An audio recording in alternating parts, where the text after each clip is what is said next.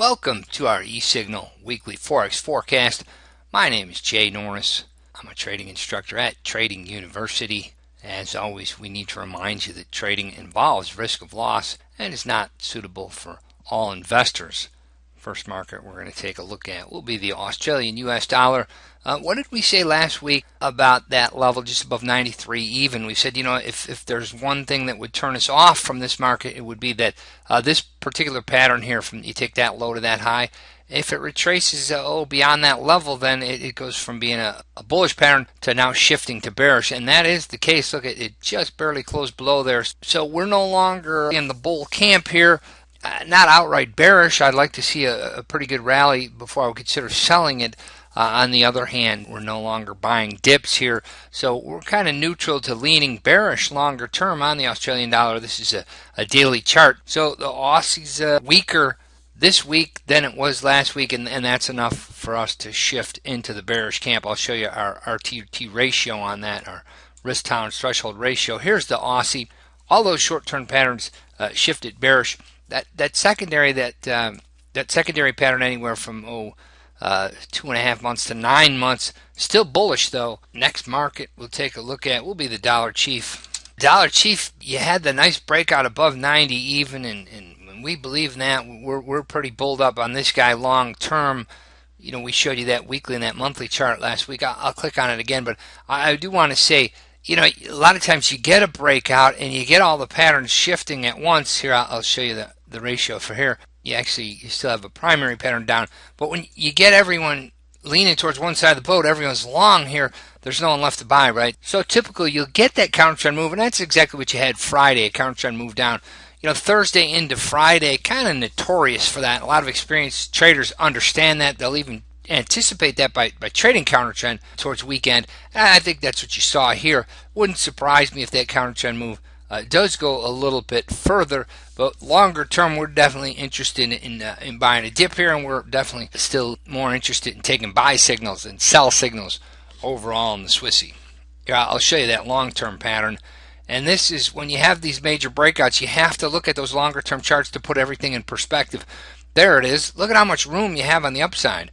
But if you're looking, this is a monthly chart by the way, but if you're looking at a daily chart, all you think is, oh wow, I'm buying the top. This market came so far, I don't want to buy it up here. Yet that market hasn't gone that far historically. On the daily chart, it looks like it covered a lot of ground because we're kind of used to seeing those smaller ranges on that daily chart. But I pop back out to that monthly chart, and that really puts it in perspective. So you have to have longer term charts to put that in perspective, and that's why I love my eSignal charts, because they can go back pretty far, especially on the futures. I can go back 30 years on some of those.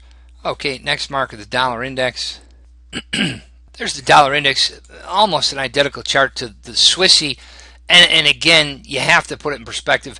Short term, so typical heading into the weekend, you get a counter trend move. I think that's what that is.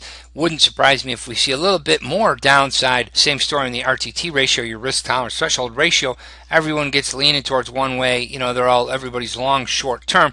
Really no one left to buy. The longs that already got in, they get a little bit nervous. They start taking profit. Vis-a-vis, they start selling, and then we get a continuation of a counter trend move. But longer term, we're still interested in taking buy signals. Definitely would be interested in buying this dip. You take this move, this short-term pattern, I guess it would be a 25-day pattern now. It's basically 1 month. You have a 1 month uptrend. We'll look for a modest correction of that, really a normal correction of that. Still pretty early in this bull cycle, and I'm referring to the bull cycle that started here. So we're really looking at a 3-month bull market now. Let's take a look at it and put it in perspective on the weekly chart. It's always good to have that long-term perspective, and there you go. So I think you'll have a normal correction to this move that started at the end of June, beginning of July. So we can look for a modest correction of that throughout the summer. But we'll have to see. The cat's out of the bag here, so to speak. When you look at that monthly, again, that puts it all in perspective. There's a whole lot more room on the upside than there is on the downside here. So this is the time to initiate long-term positions. Put it on, put it in your back pocket, trade it small. Don't even trade it. Look at it as an investment. Put it in your back pocket. Forget about it. Take a look at it where it is year end. Take a look at where it's at in a year from now, 2 years from now. We think that you're at a major inflection point here, major sea change in the currencies, and the dollar could be much higher in the years to come. Here's the gold market. And gold, it's holding this long-term pattern here. I think if you pan out to weekly, you'll see it. You have a pattern of lower highs, right? And that's significant. Lower high here. That you had that other lower high right around that 2/3 level. So there you go. That's a bear pattern long term. The long-term pattern is bearish. Now, short term, sure, you could say, yeah, you had a double top. Yeah, you could say you had a double bottom in 2013, and you did put in a higher low here in the late spring of 2014. This market's going to have to show us what it can do right now.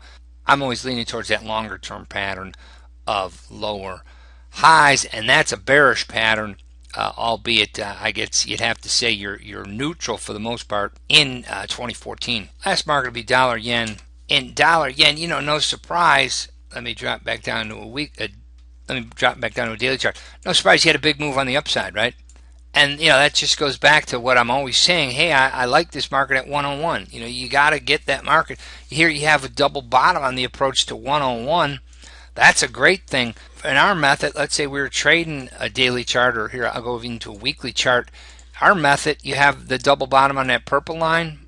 That's a buy signal right here. Here's the double bottom. You'd go long here and put your stop below that low. So you'd still be long. You'd be in a long-term position, and you're going to manage that on the weekly.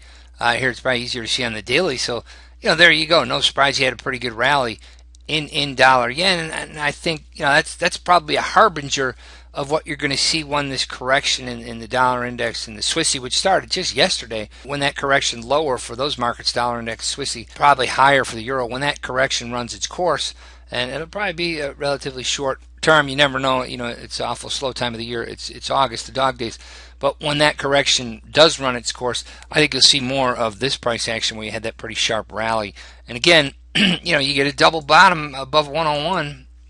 What am I saying? If I like it at 101, I love it at par. So, historically, this is an area of the chart where you turn from trader to investor, and you want to buy dips and put those smaller contracts in your back pocket and see what happens. Thanks again. I'm going to leave you with these words of wisdom from Dr. Bill Williams, great trader, great friend of mine. Holding on to an outcome creates an energy blockage. When we are trading, we must trust our method and let go. That's so true. If you're holding on to an outcome, you're anticipating that, all you see is that happening. You're looking for signs of that happening. You're not seeing what else is going on. So you absolutely have to have an open mind as a trader. We don't know what's going to happen tomorrow, but we know that trends in place tend to continue on. So trading really is a function of taking advantage of what's happening right now. Thank you so much, and we'll see you next week.